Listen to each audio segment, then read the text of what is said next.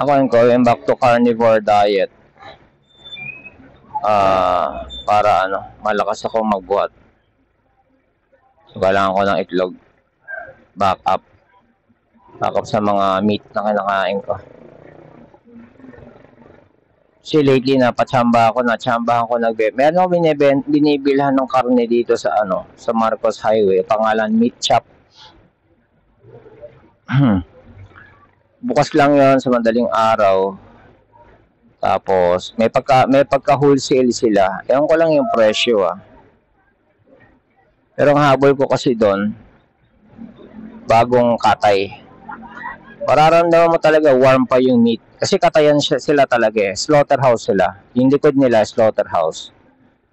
Tapos dalawa lang pagpipilian mo na bibilhin. Either yung galing freezer or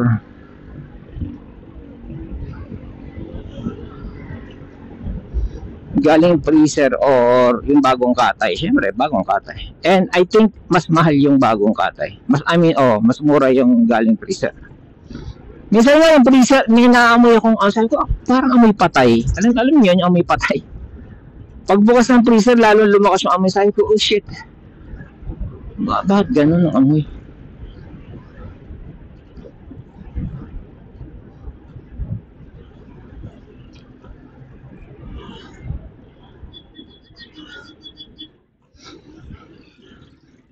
So, palagi lang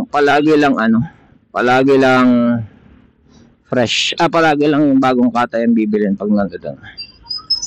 Kasi pag galing freezer, parang hindi nila na-preserve ng gusto. Or sobrang luma na dahil nga ang mga tao doon, bibili lang talaga dahil fresh. Mga bumibili doon, yung mga nagtitinda, ay may mga, i-resell, or may restaurant, may karinderya, yung mga bumibili doon. Pero ayaw niya lang magbenta sa usual. Hindi nila in-entertain yung tipong pang-uulam mo lang.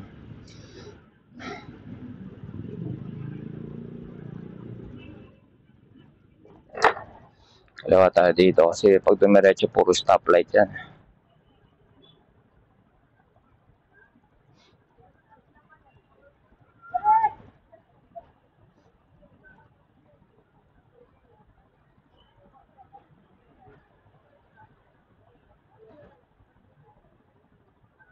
Napanood ako sa balita na parang tatanggalin na raw yung mga Move 8 na yan.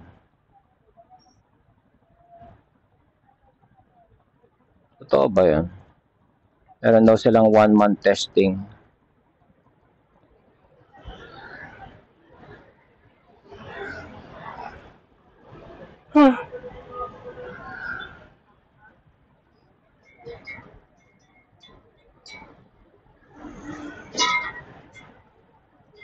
Luwag pala nito.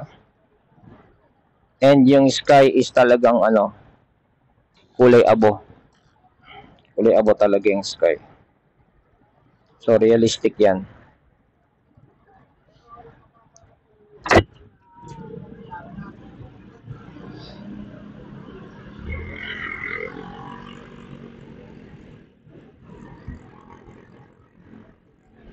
Bakit nga ba kulay abo yung sky?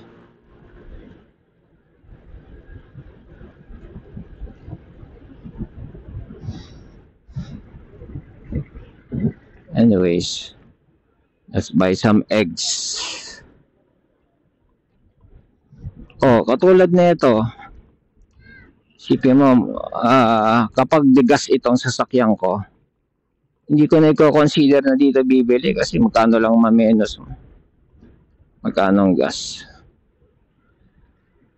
Ito, electric. Although hindi ko pa natatry, pero sa grupo marami nagki-claim na 7 pesos, 70 pesos. Kaya.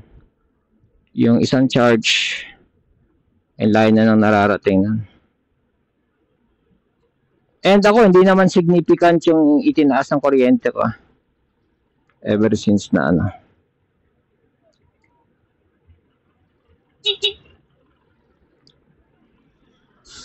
tayo.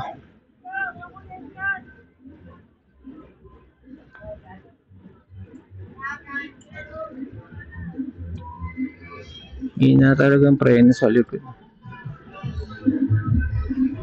Let me clean you up tomorrow. Hindi ko ito naasikaso ngayon. Ano ba ginawa ko maghapon? Puro tulog lang yata ginawa ko ngayong hapon. It's a lazy Sunday.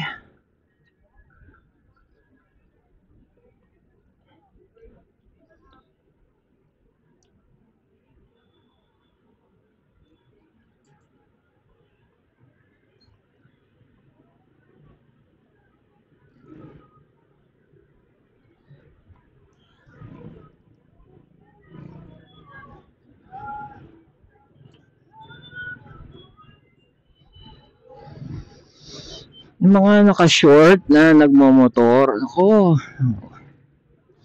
Nako. Wag. Ako nga, di ako nagsha-short sleeve eh. Long sleeve talaga. And gloves. Gloves talaga. Ano, dahil yun yung mga essentials. Gloves yan, yung palad, yung kanto ng palad, yun ang unang maitutukod pag semplang. Sasabihin na, hindi naman ako semplang, natural. Sino ba may gusto? Tanungin mo mga sumemplang, tanungin mo kung ginusto nila yung pagkakasemplang nila. Ang lagi sinasabi, he came out of nowhere eh. Nagdadrive lang ako, bigla akong sinalpok. Diba? Okay, madulas eh, may mantika yata eh. Pag ganun ko, biglang umikot yung gulong ko, semplang ako eh. Yung pag-semplang niyan is not a matter of if, kundi it's a matter of when. So sa 100 beses nag-ride ka, at 1 beses ka lang sumemplang, pero sa 100 beses na yon, 99 times ka lang na nag-proper pananamit. Akalain mo yung 1% na yan is yung pa yung sumemplang ka. Diba? Oh. Kaya you have to wear proper gear at all times. Buto nga, long sleeve lang eh. Eh, kung ako tatanungin mo, hindi lang long sleeve. Ano pa? May elbow tsaka knee pad pa.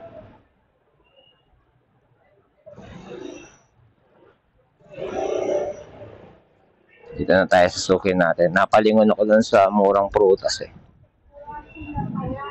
Yan, dito. Hindi na ang bababa, hindi na magpaparada. Uy! Asan siya? Sarado na, OMG!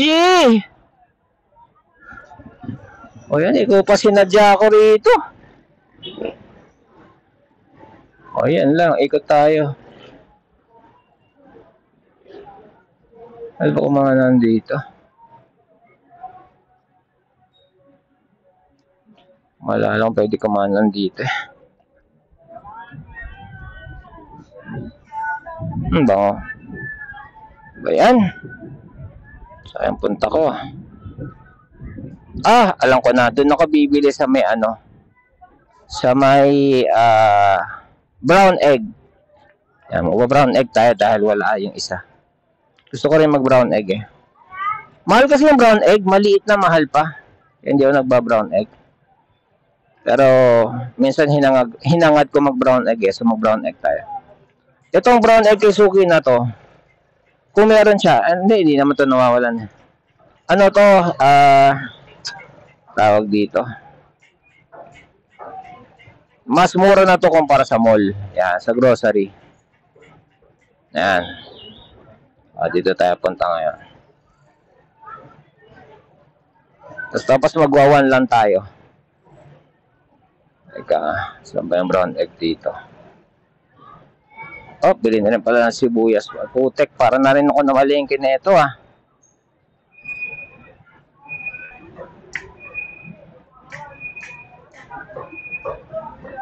Pag mag-gym ako eh. Kasi pag namalengke ako, at inuwi ko sa bahay pinamalengke ko, di na makakalabas para mag-gym. Kailangan yung makakapasok pa ako ng gym. Mga bit-beating ko.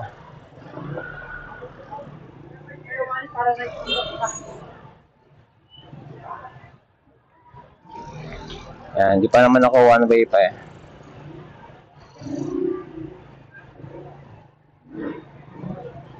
May kasoy, oh.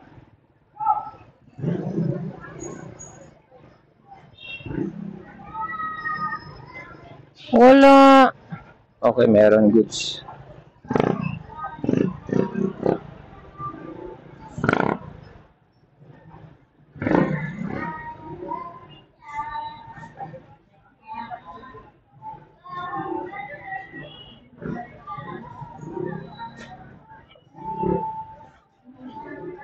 Bilisan lang natin.